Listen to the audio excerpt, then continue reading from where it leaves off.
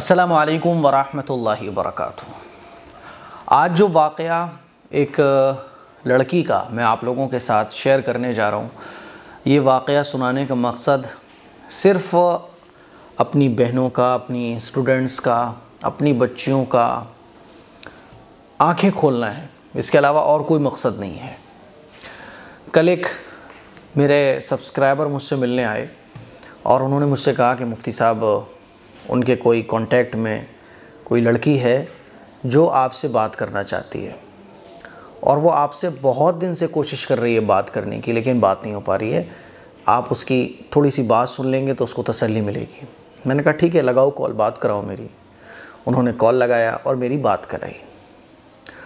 अब उस लड़की का जो सवाल था, उस लड़की का जो मसला था, क्योंकि जैसे ही मौलाना लोगों को हम देखते हैं तो ये समझते हैं कि मौलाना का मतलब ये तावीज़ देना जानते होंगे, ये किसी को वश में करना जानते होंगे, ये लगी हुई बंदिशों को खोलना जानते होंगे। आम तौर पर मौलाना का नाम सुनते ही यही जहन में आता है, ये बहुत बड़े मौलाना है। तो इसका मतलब हम लोग क्या समझते हैं, यानी ये बहुत बड़े मौलाना है, यानी ये कुछ बड़ा करके दिखाएंगे। बड़े मौलाना का मतलब होता है कि ये दीन के बारे में अच्छी समझ रखते हैं, ये दीन के मसलों से अच्छी तरह से वाकिफ़ हैं, ये शरीयत को बहुत अच्छे तरीक़े से जानते हैं, ये मतलब होता है। लेकिन हमारे माशरे में क्या समझा जाता है कि ये बहुत बड़े मौलाना है, मतलब ये बहुत बड़ा जादू टोना जानते हैं। अब उस नौजवान लड़की ने मुझसे जो सवाल पूछा, ये सवाल बहुत सी लड़कियों के माइंड में आता है और इस सवाल को सुलझाने के लिए, इस सवाल का जवाब पाने के लिए, है ना, वो बहुत कुछ अपना गवा बैठती हैं, अपना पैसा गवा बैठती हैं, अपना वक्त गवा बैठती हैं, अपनी इज़्ज़त को दांव पर लगा बैठती हैं। उसने मुझसे कहा, मुफ्ती साहब खैरियत है? खैरियत ली कि मैं आपकी बहुत बड़ी फ़ैन हूँ, सब्सक्राइबर हूँ, बहुत दिन से आपसे बात करना चाह रही थी, मेरा एक मसला है, मेरी एक प्रॉब्लम है, उसका सॉल्यूशन मुझे आपसे चाहिए। क्योंकि आदमी यही सोचता है ना, मुफ्ती साहब हैं तो बस चुटकियों में मेरी प्रॉब्लम हल कर देंगे। अब प्रॉब्लम आपने क्रिएट की होती है ना, आपने गलतियां की होती हैं। अब आप ये चाहते हो कि मुफ्ती साहब उसे चुटकियों में ठीक कर दें, तो भाई साहब गलतियां तभी ठीक हो सकती हैं जब आप ठीक करना चाहो। आप ये चाहो कि गलतियां आप ना की हैं, अब उस गलतियों की सज़ा आपको ना मिले और आपको पूरी तरह से आपकी लाइफ एकदम सेट हो जाए, इम्पॉसिबल है। दुनिया की कोई ताकत ऐसा नहीं कर सकती। उसने कहा कि मुफ्ती साहब 12 साल से मैं एक लड़के से मोहब्बत करती हूँ, वो मुझसे मोहब्बत करता है, 12 साल से हम एक दूसरे के कांटेक्ट में हैं। अब जब शादी के लिए मैंने कहना शुरू किया है तो चूँकि मेरी कास्ट अलग है, उसकी कास्ट अलग है, अब मैं जब शादी के लिए बोलती हूँ तो वो कहता है कि मेरे घर वाले मानने को तैयार नहीं है, मेरे घर वाले मानेंगे नहीं, बहुत मुश्किल है, थोड़ा सा और रुक जाओ। तो 2 साल तो ऐसे गुजर गए। अब वो लड़का जो है ना, ऐसा लग रहा है मुफ्ती साहब कि वो अपने घर वालों को मनाएगा नहीं, वो अपने घर वालों को मना कर रिश्ता मेरे यहाँ भेजेगा नहीं। तो अब आप कुछ ऐसा कर दो कि वो लड़का मान जाए और वो लड़का अपने घर वालों को मना के मेरे घर पे रिश्ता भेज दे। मेरे अजीज़ भाइयों, मेरी बहनों, इस तरह की प्रॉब्लम जो है ना, वो कई लड़कियों की है कि लड़का नहीं मान रहा। अब क्या करें, मौलाना को तलाश करते हैं तो सोशल मीडिया पे जो सबसे ज़्यादा फॉलोअर वाले मौलाना हैं AM कासमी साहब, उन्हीं से रब्ता करते हैं। मुफ्ती साहब ये मसला है, लड़का शादी से मना करने लगा, अब क्या होना चाहिए? तो गलतियाँ आपने की, 12 साल आप उसके कांटेक्ट में रहीं, है ना, 12 साल तक आप वीडियो कॉल करती रहीं, ऑडियो कॉल करती रहीं, मुलाकात भी हुई होगी, और आजकल जो चल रहा है अगर वो भी हो गया होगा, अल्लाह माफ़ फरमाए, अल्लाह हिफाजत फरमाए, वो ना हुआ हो तो बहुत अच्छा है। मुलाकातें भी हुई होंगी इस दौरान, है ना, तोहफे, तहाइफ, हाथ पकड़ना, चूमना, ये सब हुआ होगा। 12 साल तक ये सब कुछ चला। अब जब 2 साल पहले आपने शादी के लिए बोलना शुरू किया तो लड़का 12 साल तक तो उसको सब मिल गया ना। उसने जैसे चाहा आपको देखा, उसने जैसे चाहा आपको छुआ होगा, और ये नहीं भी हुआ होगा तो क्या हुआ, उसने खूब अपना 12 साल टाइम पास कर लिया। अब वो ये सोच रहा है कि यार मैं इतनी टेंशन क्यों पालूँ, अब मैं इतनी टेंशन क्यों पालूँ कि अपने घर वालों से भी लड़ूँ, अब इतनी टेंशन क्यों पालना है यार। 12 साल इसके साथ हो गए, बस बहुत है, अब देखेंगे इसकी शादी कहीं और हो जाए, मेरी शादी कहीं और हो जाए, बिला वजह क्यों मुसीबत में पड़ूँ मैं। अब वो लड़की मुझसे क्या चाह रही है कि मुफ्ती साहब कुछ ऐसा तावीज़ दे दो, कुछ ऐसा कर दो कि ये जो है ना अपने घर वालों को मना के मेरे घर पर रिश्ता भेज दे।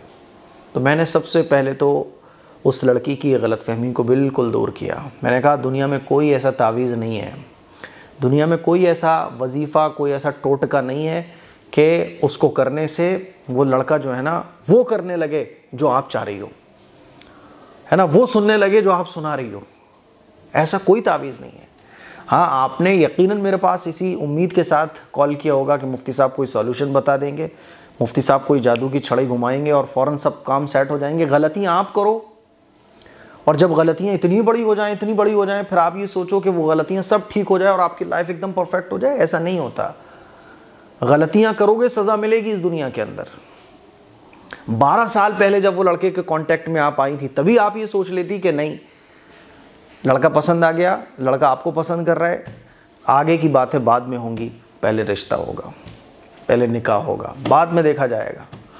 पहले अगर आप सोच लेती तो वो लड़का शायद तुमसे शादी कर लेता। देखो, अल्लाह ताला ने आदमी का मिजाज बनाया है कि जो चीज़ उसको भरपूर मात्रा में मिल जाती है उससे उसका दिल उकता जाता है। और अल्लाह ताला ने निकाह में ही सिर्फ एक ऐसी ख़ास बात रखी है कि जब आदमी निकाह करता है ना, तो निकाह के बाद उसकी मोहब्बत और बढ़ जाती है। और गुनाह के ज़रिए आदमी जितना क्लोज़ आता है तो फिर उससे, हाँ, मज़े लेने के लिए तो वो बहुत एक्साइटेड रहेगा, लेकिन जैसे ही उसका मज़ा पूरा होगा, उसका मतलब पूरा होगा, तो फिर मोहब्बत आपकी उसके दिल में बाकी नहीं रहेगी। 12 साल तक वो आपसे कांटेक्ट में रहा है, आपसे मिला है, आपसे वीडियो ऑडियो कॉल पे उसने बातें की हैं, अब उसका इंटरेस्ट ही ख़त्म हो गया। अगर इंटरेस्ट होता तो फिर वो अपने घर वालों से लड़ता, अपने घर वालों को मनाता, अपने घर वालों से लाख जतन करके उनको तैयार करता कि वो आपके घर रिश्ता भेजें। अब वो पूछ रही थी मुफ्ती साहब अब मुझे क्या करना है। मैंने कहा देखो, आपको उससे बोलना है कि भाई देखो, फिजूल बातें बंद, फिजूल बातें बिल्कुल नहीं होंगी, आप ये बताओ शादी करना है कि नहीं करना। बस वो बोलेगा करना है तो उससे बोलो अपने घर वालों को मनाओ और रिश्ता भेजो। अब अगर वो आपके लिए वफ़ादार होगा तो अपने घर वालों को मना कर आपके घर रिश्ता भेजेगा, आप अपने घर वालों को मनाना, शादी हो जाएगी। और अगर वो अपने घर वालों को नहीं मनाता तो वो आपके लायक ही नहीं था, वो आपको यूज़ कर रहा था, आपसे टाइम पास कर रहा था। एक बुरा ख्वाब समझ के उसे भूल जाओ, अल्लाह से तौबा करो कि आगे ये गलतियां नहीं होंगी लाइफ में। क्योंकि जो लड़का आप शादी से पहले सिर्फ इतनी जिम्मेदारी नहीं उठा सकता कि वो अपने घर वालों को मनाए, वो इतना नहीं कर सकता अगर आपके लिए, तो शादी के बाद वो और क्या खाक करेगा। शादी के बाद तो और बड़ी बड़ी जिम्मेदारियां आती हैं। और मैंने उनसे ये भी कहा, उस लड़की से, और वो अपने घर वालों को नहीं मनाएगा। क्यों नहीं मनाएगा? क्योंकि ऑलरेडी उसके सारे मतलब आपने पूरे कर दिए हैं। 12 साल आप उसके कांटेक्ट में रही, उसने जैसा जब कहा आपने वो किया। ये सबसे बड़ी गलती आपकी है, जब आपने सब कुछ अपना दे दिया, अब वो आपसे शादी क्यों करेगा और टेंशन क्यों पालेगा वो।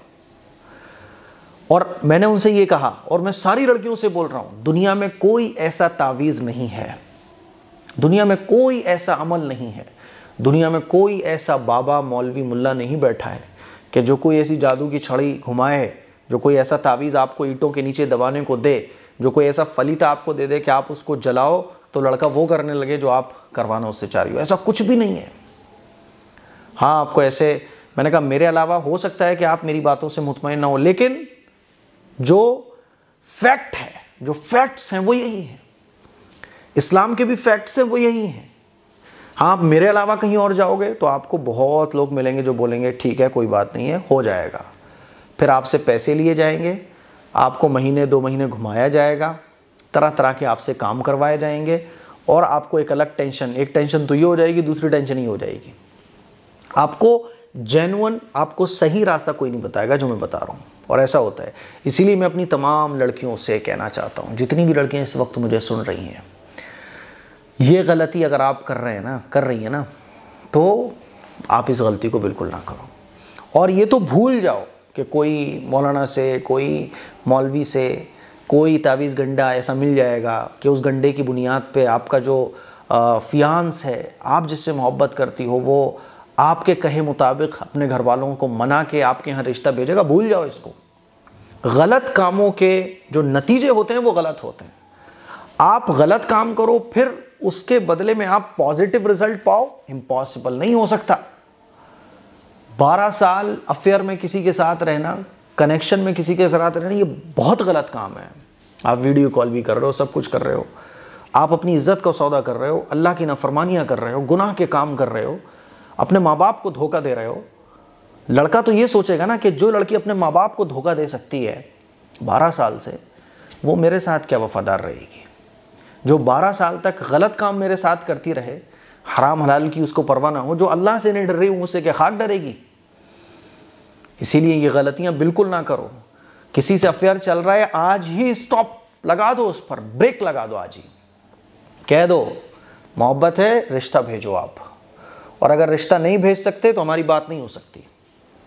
रिश्ता और निकाह ये बताता है कि आपके लिए जो मोहब्बत के दावे कर रहा है वो आपके लिए कितना वफादार है, वो आपके लिए क्या कर सकता है।